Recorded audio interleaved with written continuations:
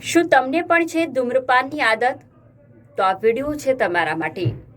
જી હા, ધૂમ્રપાન જે અત્યારે યુવાનોમાં સતત વધી રહ્યું છે, ક્યાંક ક્રેઝ તરીકે, ક્યાંક વ્યસન તરીકે.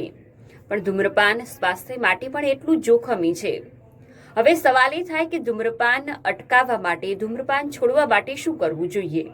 તો સૌથી પહેલા તો કુદરતી પદ્ધતિઓ અપનાવવી જોઈએ, જેમાં વાત કરીશું મેડિટેશન, રિલેક્સિંગ, સાથે જ અન્ય કોઈ એવી પ્રવૃત્તિઓ કરી શકાય, શ્વાસ લેવાની પ્રક્રિયા કરી શકાય, કસરત કરી શકાય, જેનાથી તમને સિગરેટ પીવાથી છુટકારો મળી શકે છે. આ સિવાય જ્યારે પણ સિગરેટ પીવાની ઈચ્છા થાય આપને, તો આપ ચ્યુંગમ પણ ચાવી શકો છો.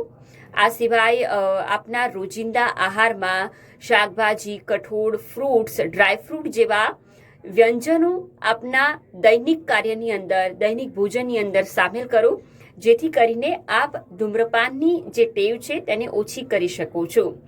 સૌથી મહત્વનું, ધૂમ્રપાન ઘટાડવા માટે, ઓછું કરવા માટે, બંધ કરવા માટે તમારું મનોબળ, માનસિક તૈયારી હોવી ખૂબ જરૂરી છે. જો મનોબળ પાકું હશે તો ચોક્કસથી ધીરે ધીરે આપ ધૂમ્રપાન ઓછું કરી શકો છો અને છેલ્લે એક સ્ટેજ એવો આવશે કે આપ તેને સદંતર આપના જીવનમાંથી નાબૂદ કરી દેશો.